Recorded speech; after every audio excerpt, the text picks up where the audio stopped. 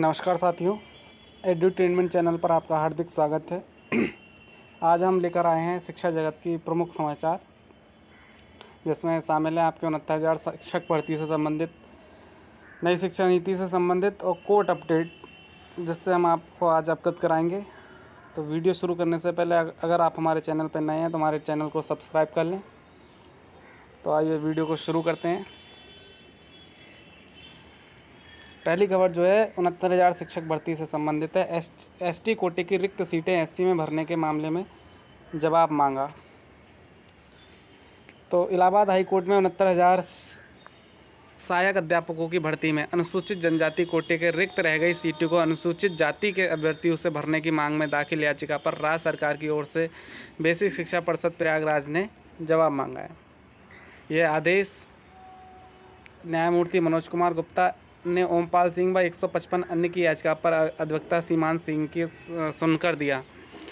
याचिका में अनुसूचित जाति के अभ्यर्थियों ने नियमों का हवाला देकर अनुसूचित जनजाति कोटे की रिक्त सीटों पर नियुक्ति किए जाने की मांग की है। एडवोकेट सीमांत सिंह के अनुसार 69,000 सहायक अध्यापक भर्ती में अनुसूचित जाति के अभ्यर्थियों के लिए 14,490 और अनुसूचित जनजाति के 1,380 पद आरक्षित थे। सहायक अध्यापक लिखित परीक्षा में उत्तीर्ण अभ्यर्थियों की मेरिट लिस्ट बनने पर अनुसूचित जनजाति के कुल 270 अभ्यर्थी सफल हुए। सभी को नियुक्ति मिल गई। इस कोटे की 1110 सीटें खाली रह गईं। कहने का मतलब इसमें यह है 1380 सीटों में से केवल 270 अभ्यर्थियों को नियुक्ति मिली है। तो जो बची हुई इस 1110 सीटें हैं उसको एससी में जोड़ के उन अभ्यर्थियों को नियुक्ति जाए, ऐसी अभ्यर्थियों की मांग है, जिस पर कोर्ट ने सरकार से जवाब मांगा है। बढ़ते हैं अगली खबर की तरफ। नई शिक्षा नीति से संबंधित, तो नई नीति के मुताबिक हो रहा पहले से काम। बेसिक शिक्षा राज्य मंत्री डॉक्टर सतीश चंद्र द्विवेदी ने कहा है कि यूपी में नई शिक्षा नीति के मुताबिक प्री प्राइमरी शिक्षा पर पहले से ही काम शुरू हो चुका है। बुनियादी शिक्षा में मजबूती के लिए आधारशिला ध्यानाकर्षण शिक्षा संग्रह मॉड्यूल यूपी में लॉन्च किए जा चुके हैं।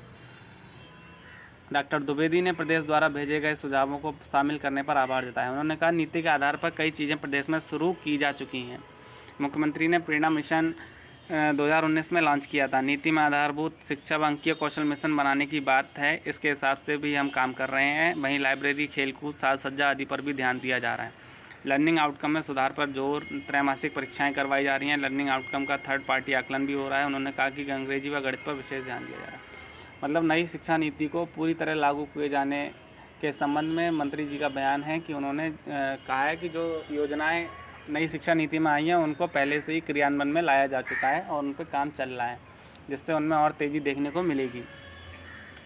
बढ़ते हैं अगली खबर की तरफ। इसमें बदलाव पर सोशल मीडिया में बहस। नई राष्ट्रीय शिक्षा नीति को लेकर गुरुवार को सोशल मीडिया में मिलीजुली प्रतिक्रिया देखने को मिली। कुछ ने 5वीं कक्षा तक मातृभाषा में पढ़ाई की स्वीकृति को सराहा, तो कुछ ने नई नीति को अहम सुधारों से कोसों दूर बताया।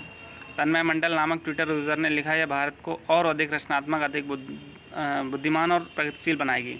अनिल नामक यूज़र ने कांग्रेस के बयान पर सवाल उठाते हुए कहा, कांग्रेस का कहना है कि बिना अंग्रेजी बच्चे कैसे पढ़ेंगे। तो उससे मेरा सवाल है, चीन और रूस के बच्चे बिना अंग्रेजी के कैसे पढ़ते हैं और आज भी विकसित देश क्यों हैं। दीप ज्योति चौधरी ने लिखा है, अगर सही से लागू हुआ तो 6ठी कक्षा से कोडिंग एक अच्छा सुधार है। दीपिका नामक यूज़र ने लिखा है, कोरोना महामारी के बीच फैंसी शब्दों के साथ नई शिक्षा नीति को लाना असाधारण रूप से हास्यास्पद है। शैक्षणिक संस्थान 4 माह से बंद हैं। सरकार ने यह तक सुनिश्चित नहीं किया कि देश के हर छात्र को पढ़ने के लिए बराबर मौके एवं सुविधाएं। तो देख सकते हैं आप, नई शिक्षा नीति पर हमें दोनों तरीके के जो है सुझाव देखने को मिल रहे हैं। लोग उसको अच्छे ढंग से भी देख रहे हैं, सकारात्मक रूप से, और कुछ लोग उसमें कमियां निकाल रहे हैं। और इसका जो एक और खबर है हमारी, 50% सकल प्रवेश दर का लक्ष्य। जो इस प्रकार उच्च शिक्षा में छात्रों का मौजूद 10% तक ड्रॉप आउट नई व्यवस्था में ख़त्म हो सकता है तथा GER बढ़ेगा। देश में अभी उच्च शिक्षा में GER महज 26% है। एक आदर्श स्थिति के लिए इसका 50% के करीब होना चाहिए। बस 2035 तक 50% का लक्ष्य रखा गया है।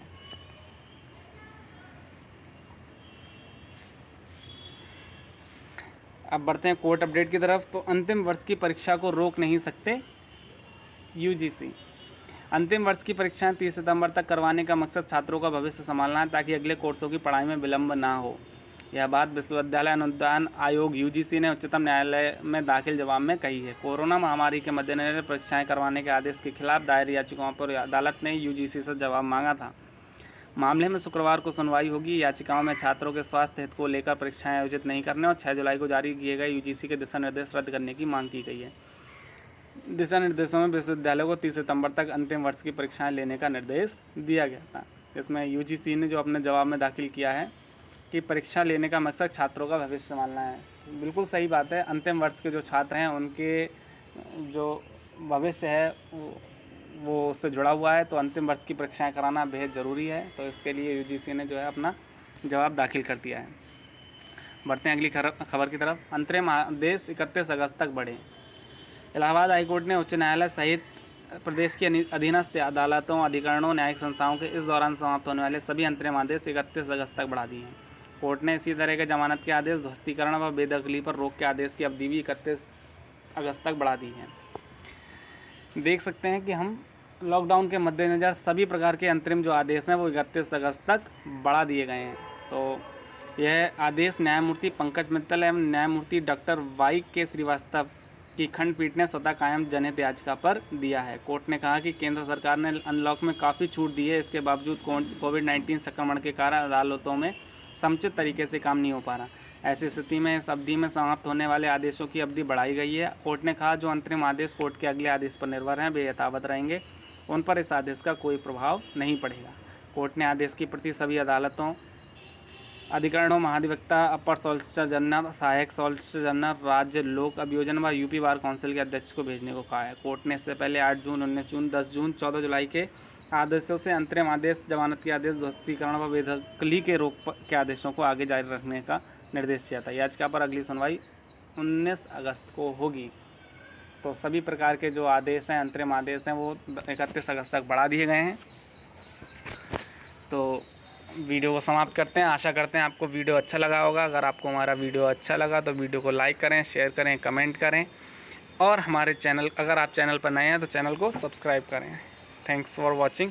Thank you.